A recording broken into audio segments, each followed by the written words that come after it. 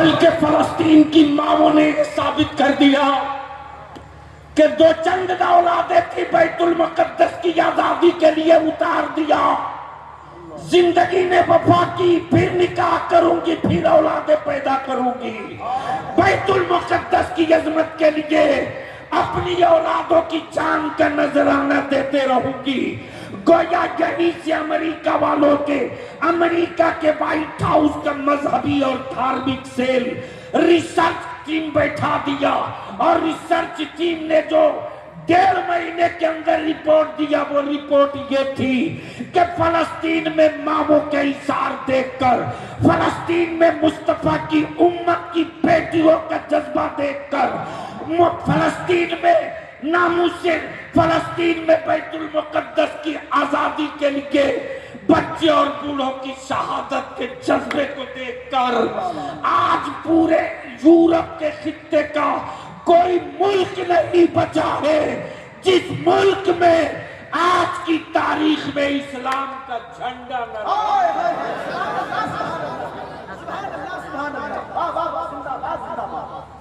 लगाओ तुम अपनी पूरी ताकत खीरे और ककड़ी की लगाओ। हमने तो कुछ नहीं किया, हम तो बस इतनी सी बात जानते हैं। क्या गजब की बात है हजरत कारी साहब, जिनके पास करोड़ों माबूद, वो एक खुदा के बंदे से, एक अल्लाह वाले से इतना डर रहा। कमाल कमाल है। तब बलिया भी पूछता है यार से, ए इस्लाम, तूने जिस माबूद की बात की वो बनता कहां है? बोल सकते हो तो जोर लगा के बोल दो। अरे निकाह नहीं टूटेगा, जोर से बोल दो। ये इस्लाम, तूने जिस माबूद की बात की वो बनता कहां है? इस्लाम ने जवाब दिया, चुप कर, ये इस्लाम का खुदा है, ये ईमान वालों का खुदा है, ये बनता नहीं है, ये बनाता है। ये बनता नहीं, बनाता है। और फितरत ये है कि जो बनेगा वो बिकेगा। अगर जगह पर पहुंचना चाहते हो तो थोड़ी ताकत लगा के बोल लो। अरे बहुत लुत्फ आने वाला है, कई घंटे की तकरीर 2 चंद जुमलों में बोल दूंगा, जोर लगा के बोल लो। जो बनेगा वो बिकेगा। कमाल है। जमीन बनाए रब, बेचे अब्दुल्ला, खालिक कोई और, रजिस्ट्री कोई और करे। फितरत यह है कि जो बनेगा वो बिकेगा।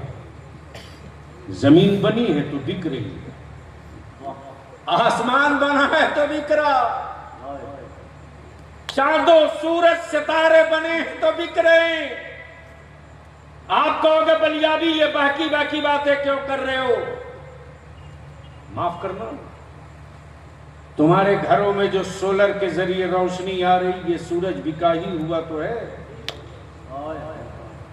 तेरी जेब में जो मोबाइल नेटवर्क पकड़ रहा है, ये जमीन और आसमान के बीच का हिस्सा बिका हुआ तो है।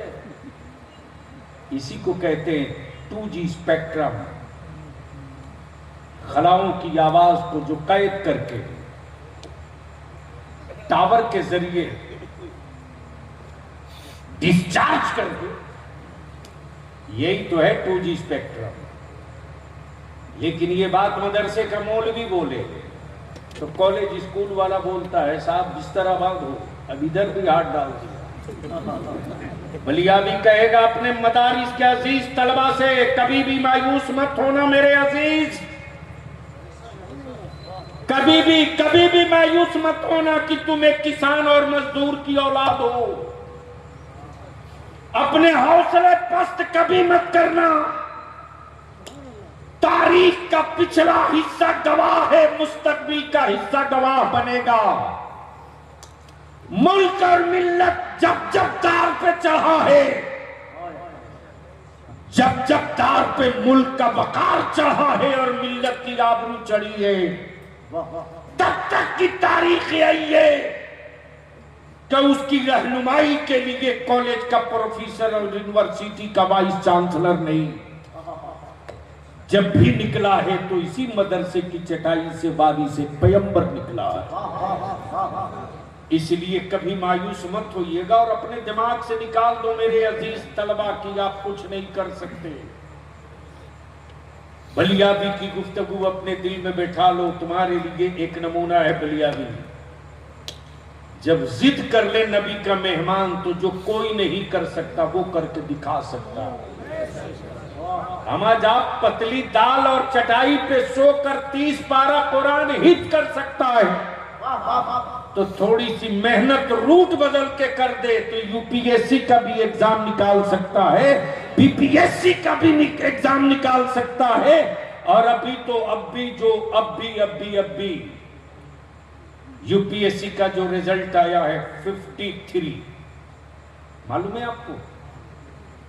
कितने को मालूम है? यहां जितने हैं इसमें से शायद 2, 4, 5 को हमारे प्रोफेसर साहब बता सकते। महंगी शादियां करने वालों, या तो बेटा कहना बंद करो या औलाद बेचना बंद करो।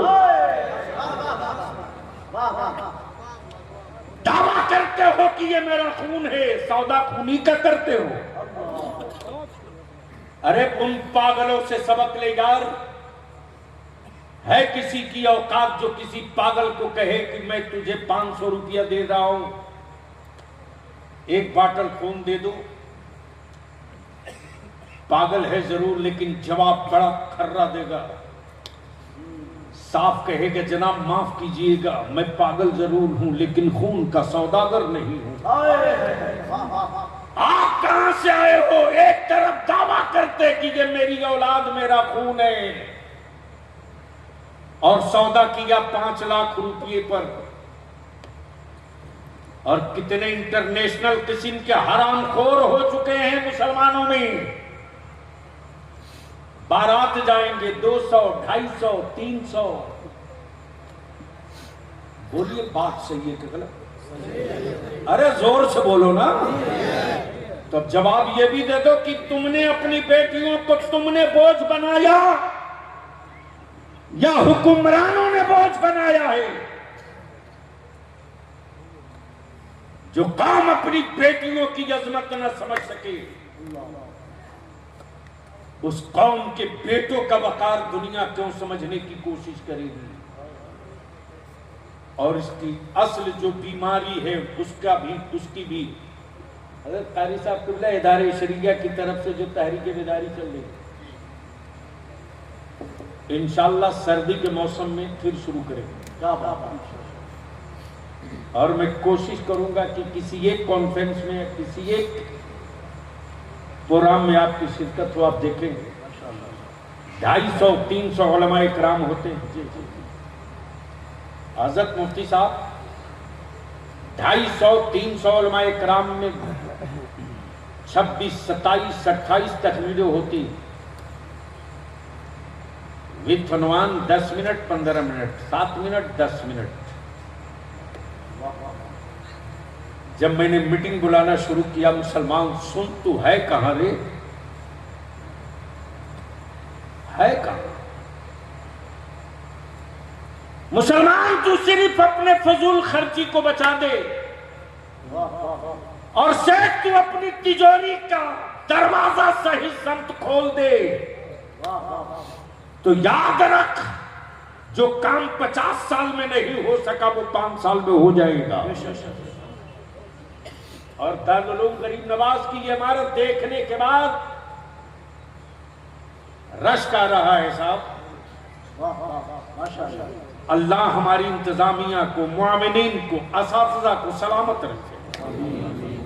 बानिए दारुल उलूम की तुरबत रब्बे कायनात हर वक्त हर लम्हा रहमत नूर की बारिश बरसाए। बस आखिरी जुमला, चूंकि दस्तारबंदी की लंबी फहरिस्त है और अभी हमारे बुजुर्गों का भी खिताब सुनना, बस आखिरी जुमला, ईमान से सीने पर हाथ रखकर आप बताओ कि इस इलाके में जहेज की लानत ने हमारी बेटियों को बोझ बनाया है कि नहीं बनाया? जोर से बोलिए, जोर से बोलिए, फख्र से बोलिए ना, फख्र से बोल रहे हैं बनाया। किसने बनाया? हुकूमत ने या आपने? तो ये जहेज की लानत खत्म होगी कि नहीं होगी? अब नहीं बोले। अरे बोलो ना भैया, जहेज की लानत खत्म होनी चाहिए कि नहीं? कितने लोग मर्दानावार तौर से चाहते हैं खत्म होना चाहिए? जरा हाथ उठाइए, सुभान उठाई रखिए। हमारे हजरत लोग भी चाहते हैं खत्म हो जाना चाहिए।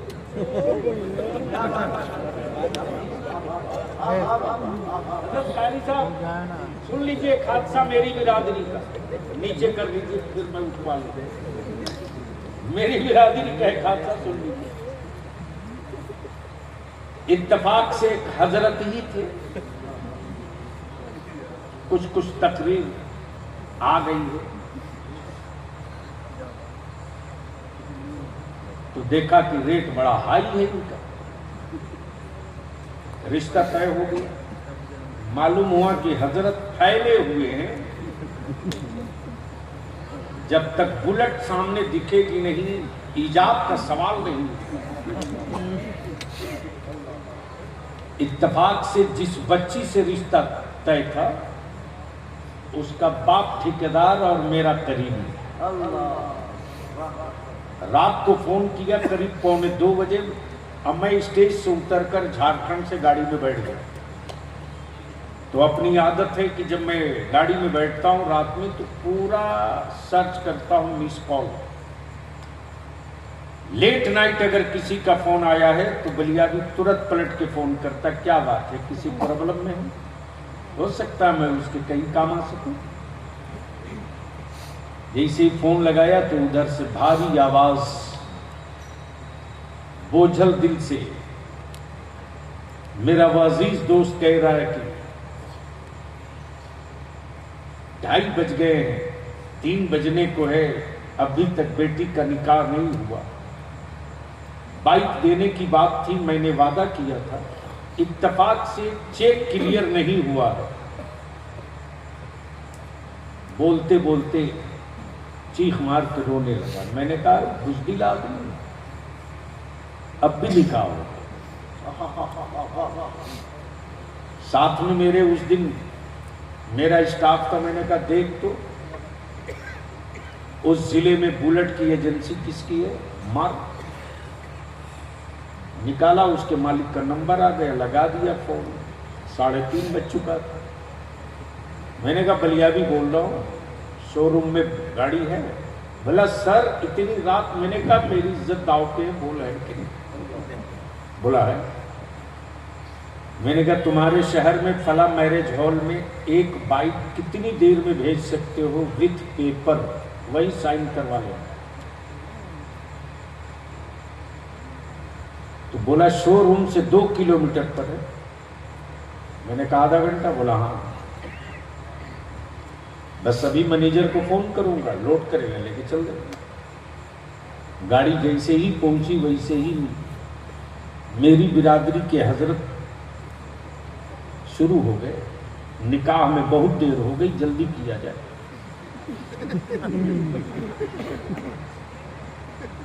लड़के का बाप कह रहा है ये कोई तरीका है, रात बीत गई अब तक निकाह नहीं हो सका।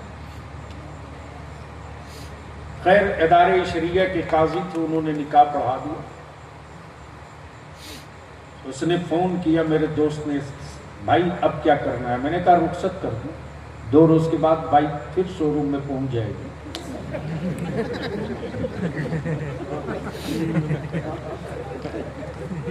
मैंने अपनी सेना के एक जवान को फोन किया। मैंने कहा रे फलाने हजरत ये है। बोला हाँ, इनको तो जलसे में बुलवाए थे। मैंने कहा जितना दिए थे उसका 10 गुना वसूल दो आज। सलाम की पूरे इत्तेफाक से। तो हजरत ने समझा कि कोई शहदाई है, ब्रेक लगाया, चाबी निकाल लिया। बोला 24 घंटा चढ़ लिया हजरत, अब पैदल घर जाइए। सवाल सुनाना नहीं, हम कितना नीचे गिर चुके हैं ये बताना है। अगर चाहते हो जहेज की लानत दफन हो जाए तो तकरीरों की जरूरत नहीं पड़ेगी। हर बाप अपनी प्रॉपर्टी से अपनी बेटियों का हिस्सा ऐलान कर दे।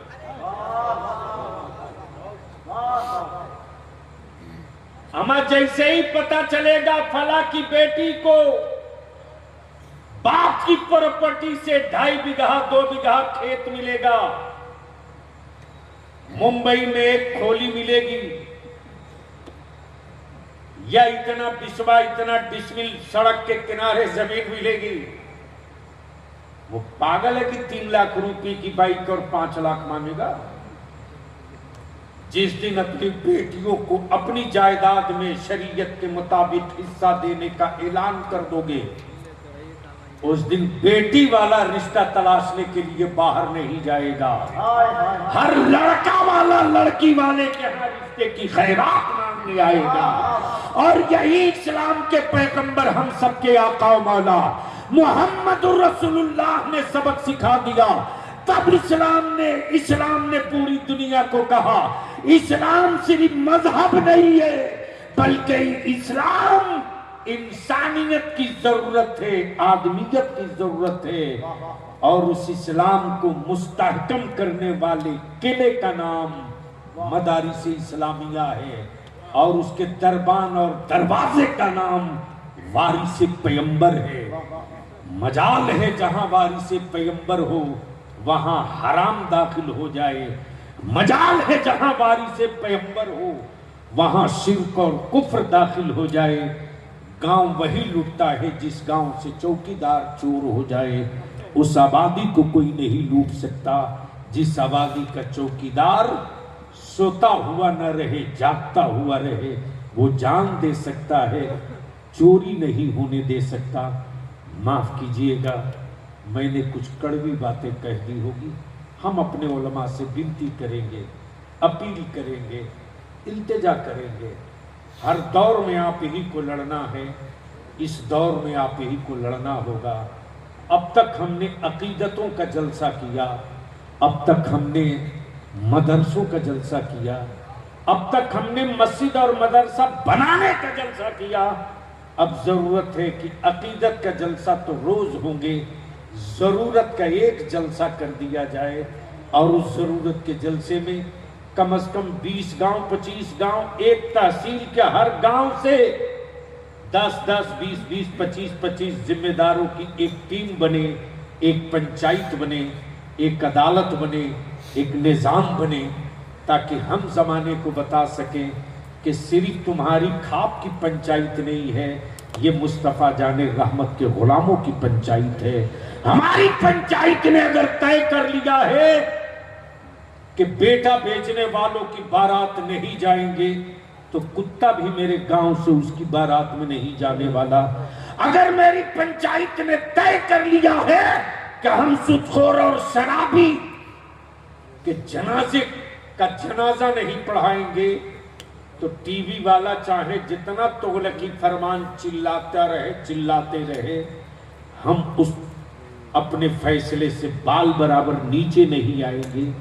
1-2 आइटम अमल कर दो, देख लो क्या इनकलाब आ जाता है। और दारुल उलूम गरीब नवाज के हम असातिज़ा से और इंतज़ामिया से अपील करेंगे कि आपके पास अल्हम्दुलिल्लाह शानदार बिल्डिंग है, शानदार इमारत है, शानदार बिल्डिंग है, शानदार इमारत है। एक हॉल, एक क्लासरूम ऐसा कर दीजिए कि हमारे यहाँ से पढ़े हुए बच्चे, हमारे यहाँ से फारिग शुदा बच्चे जिन्होंने हिफ्ज़ तकमील कर ली है, जो लॉ करना चाहते हैं या जो मेडिकल की तरफ जाना चाहते हैं या जो सिविल सर्विसेज की तरफ जाना चाहते हैं, अगर वो AMU जाना चाहें, उनके इंट्रेंस एग्ज़ाम की कोचिंग तैयार कर दें। उनके जामिया मिल्लिया तक पहुंचने के लिए इंट्रेंस और दाखिले के कोचिंग का इंतज़ाम कर दें। और बेशी नहीं 50 लड़के 50 आदमी, 25 लड़के, 100 आदमी का इंतखाब करें। आप ज़कात के पैसे दिए हो तो हमने हाफिज कुरान की फौज तैयार कर दी। अब तुम अपने खालिस तिजोरी की कमाई से हमको एक बच्चे की साल भर की खुराकी दे दो, जिसके फैकल्टी और टीचर का भी हम इंतजाम करें। इसलिए कि अब मस्जिदें बनाना कमाल नहीं मुसलमान, बनी हुई मस्जिदों को बचा लेना ये कमाल की बात है। मस्जिदों में मखमली मुसल्ला बिछा देने से हमारी नस्लों का मुस्तकबिल रोशन नहीं होने वाला है, जब तक कि हम अपनी औलादों के हाथ में पावर का कलम न थमा दें। इसलिए हम ज्यादा दूर नहीं, एक टारगेट तय करें और उस टारगेट के हिसाब से एक बेहतर कोचिंग का इंतजाम करें। जिन बच्चों को हम कोचिंग के लिए दारुल उलूम में रखेंगे, जाहिर सी बात है वो कॉलेज का प्रोडक्ट है, वो स्कूल का पढ़ा हुआ है, वो वहां से ग्रेजुएशन करके आया था, लेकिन जब वो एग्जाम क्वालिफाई करेगा तो सिर्फ वीडियो सीओ तहसीलदार नहीं बनेगा, बल्कि कोचिंग करते करते वो एक सच्चा आशिक़े रसूल भी बन जाएगा, मस्जिद की अजमत भी समझ जाएगा, इस्लाम की रिफात भी समझ जाएगा।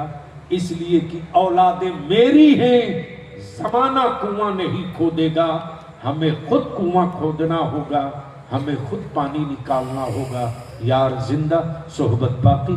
सलाम अलैकुम।